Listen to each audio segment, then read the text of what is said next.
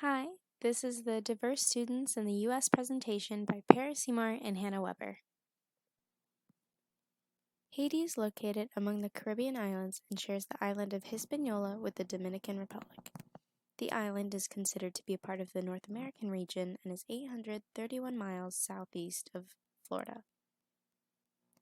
The country of Haiti has had a very eventful relationship with the United States throughout the past few hundred years. In 1804, Haiti declared itself as an independent nation from France. After the declaration, and for almost 60 years, the U.S. refused to see Haiti as an independent nation in order to avoid slaves in the United States from getting ideas from the Haitian Revolution. However, the U.S. did trade with Haiti during this time, despite their refusal of diplomacy towards the nation. Also, when Haiti had to pay reparations to France, they borrowed a large amount of money from banks in the United States, a debt that was not fully repaid until 1947. From 1915 to 1934, the U.S. Marine Corps were stationed on the island to assist and strengthen United States Haitian economic standings. However, at one point, Marines attacked and killed many Haitian citizens in a revolt around the country. In the 1990s and in 2004, the U.S. also helped Haiti in 2 coups in order to stop Jean-Bertrand Aristide and helped exile him. In Haiti, the official languages are Haitian Creole and French, while some Spanish and English are also spoken. Although Haitian Creole is the most popular language, with 95% of the population using it, and about 10% of Haitians speak French. Roman Catholicism is the largest belief system in the country, with 80% of the population identifying as Roman Catholics. Many Haitians who practice Roman Catholicism have also mixed their beliefs with voodoo from West African practices and native beliefs. There are also Protestants on the island, as well as a very small portion of the population practicing Islam.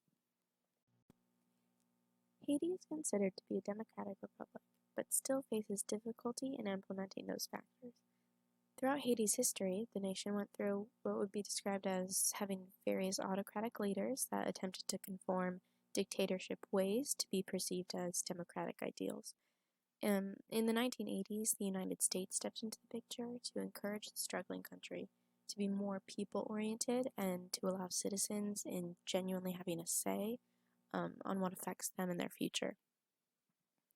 Haiti's primary schools are run by local communities, though some do receive funding from non-government organizations and religious groups as well.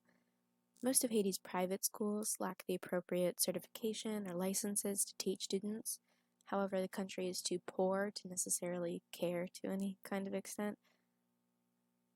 So their primary focus isn't on education.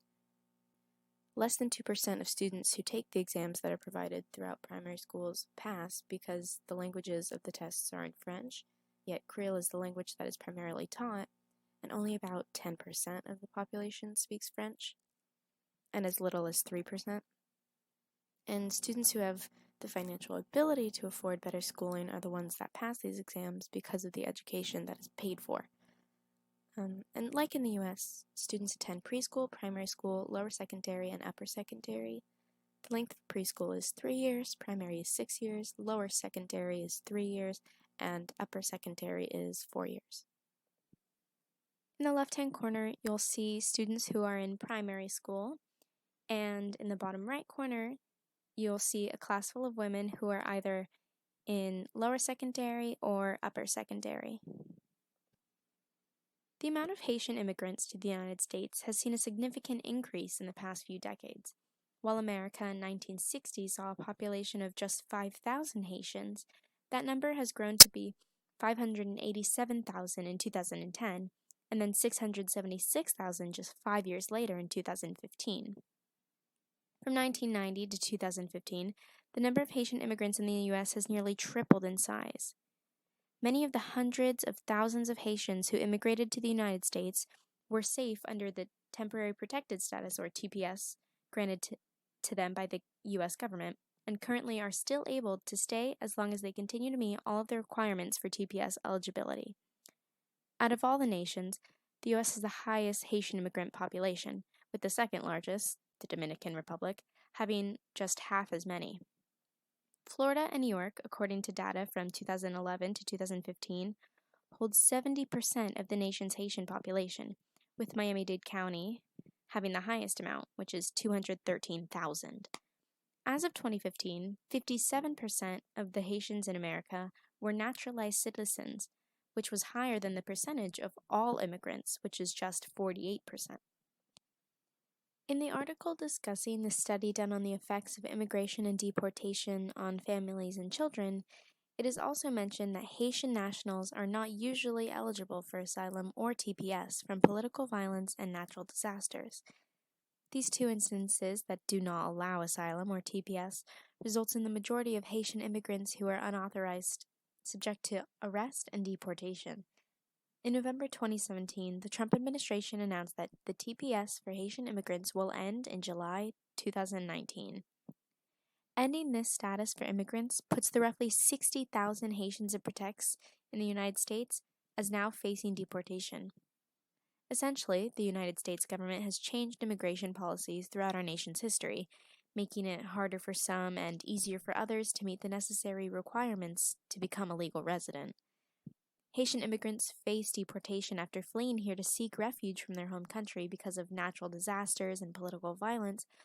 However, with the recent adjustment to TPS, that no longer supports disaster or violence as a necessity for fleeing, it is now even more difficult to become an American citizen. A study that has been conducted surveyed the various impacts of deportation among Haitian children and families in Miami and other cities around the country in 2008 and 2009. The parents of the children that had been deported were arrested between the years of 2006 and 2008.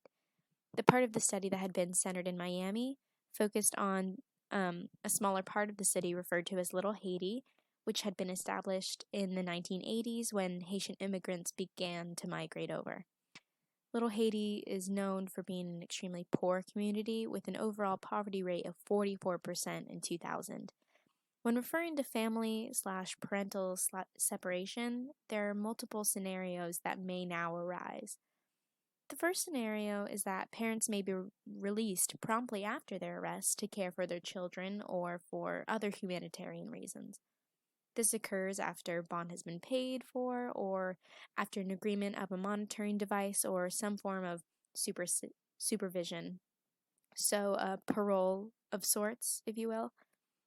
The second scenario involves parents being detained for prolonged periods of time in which they are separated from their children. And the third scenario shows that parents may be deported or choose voluntary departure, either immediately after their arrest or after prolonged detention. In Florida, Haitian immigrant students are the second largest population of immigrant students, trailing only behind Cuban immigrants. In order to be considered an immigrant student, the child must meet 3 requirements. They must be 3 to 21 years old, be born outside of the United States or United States territory such as Puerto Rico, and have not been attending one or more U.S. schools for more than 3 full academic years. Title III schools receive funding from the government that helps immigrant students, such as Haitian immigrant students, learn English and gain the skills necessary in order to thrive in the United States educational environment.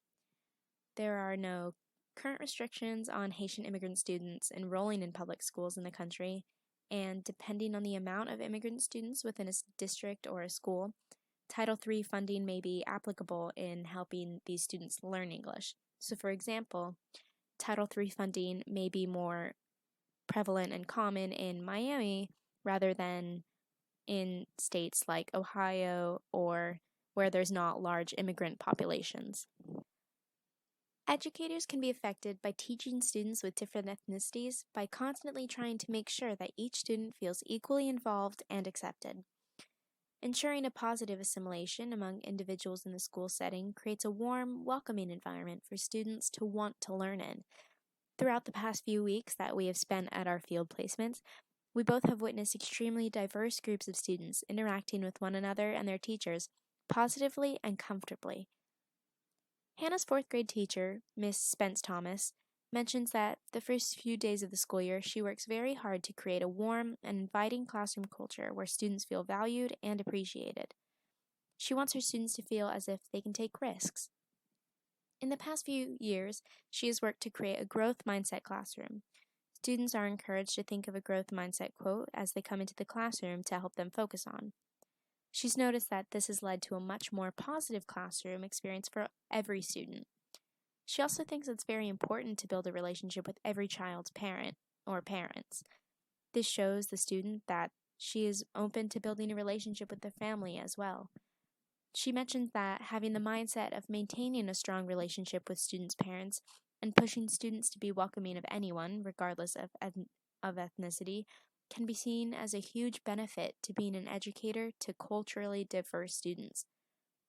Paris's teacher, Mrs. Gift, and her co-teacher find that a diverse classroom is very important, and accommodating for immigrant students is necessary in helping the student thrive and not fall behind more than they already are.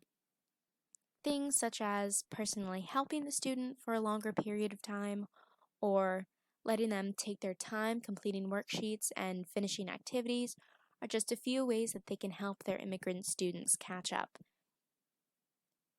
Some benefits often include a functioning group of diverse students and knowledge of other cultures being introduced.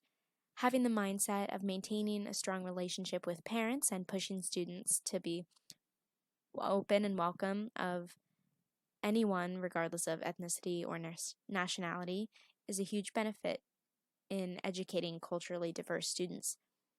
In some instances, educators may be unable to connect with students, which results in issues concerning disciplinary procedures. And another con may be that the possibility of not having the adequate resources, so immigrant students begin struggling in areas that an educator may not be familiar with enough already.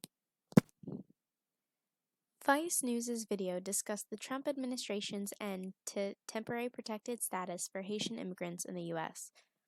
The video showed many images and video clips of Haiti, showing rubble and destruction in the aftermath of the many natural disasters that the country has yet to recover from.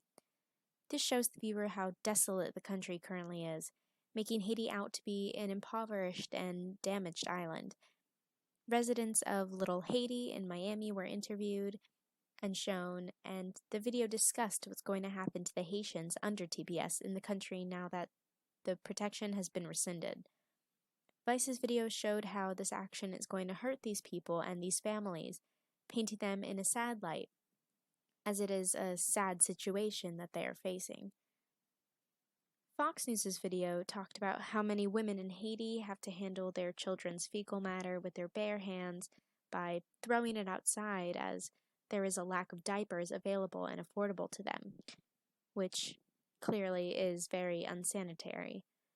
Fox's video showed many Haitian children outside of their homes and naked or pantsless, with bars covering their bodies. We found that this is often done in order for media outlets to show and represent just how impoverished countries like Haiti are.